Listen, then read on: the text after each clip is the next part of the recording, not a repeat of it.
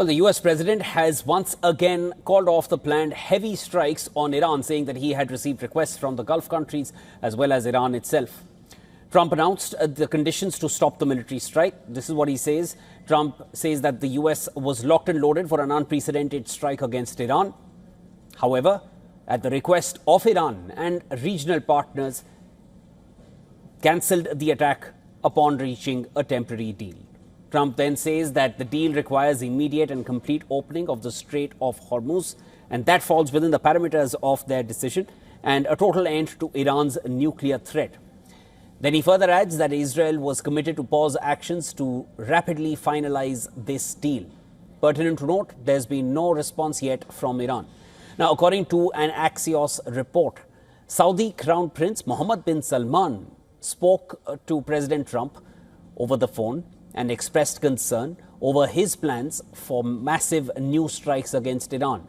The report further cites US officials who said that Saudis expressed concern and asked Trump for clarity about the plan of action, with Mohammed bin Salman even urging Trump to de-escalate and refrain from launching the strikes.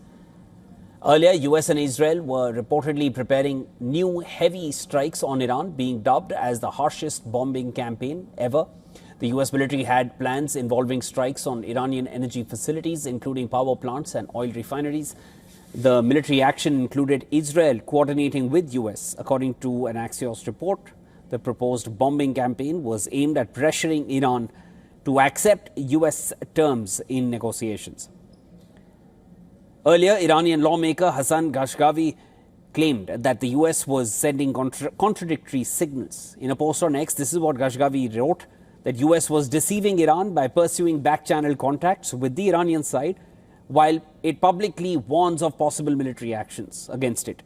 He further said that Tehran's arrangement on the passage through the Strait of Hormuz is the only option on the table. Meanwhile, US embassies in capitals across West Asia have warned their citizens to beware of unforeseen escalations in the regional conflict and even urged them to be ready to leave. The warning posted online by US embassies in Bahrain, Egypt, Iraq, Israel, Jordan, Kuwait, Lebanon, Oman, Qatar, Saudi Arabia and UAE. Now, Iran, which has already prepared a response, has accused the US of escalating tensions. Head of Iran's military central command, Ali Abdullahi, warned countries in the region against cooperating with Washington during the ongoing conflict. He even adds that any country serving as defensive shield for an aggressive America will be engulfed by the flames of the war. Iranian Foreign Minister Abbas Araghchi held separate phone calls with his Turkish and Saudi counterparts as well as Pakistan's army chief. Araghchi has warned that Iran would respond forcefully to any further American aggression.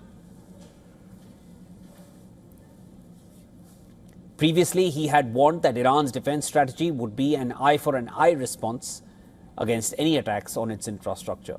Iran's Fars news agency also said that potential Iranian counterattacks would target Gulf energy sites, including Ghawar oil field in Saudi Arabia, Ruwais refinery and Zakum oil field in UAE, North Ghadir gas field and Ras Lafan LNG facilities in Qatar, Burgan oil field in Kuwait, Al-Mihaj facilities in Bahrain, and Leviathan and Tamar gas fields located in Israel.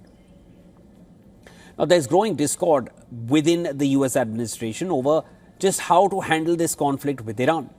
Earlier in the week, NBC News reported that Trump erupted in anger during a White House meeting, expressing his frustration over limited available options to end the ongoing war.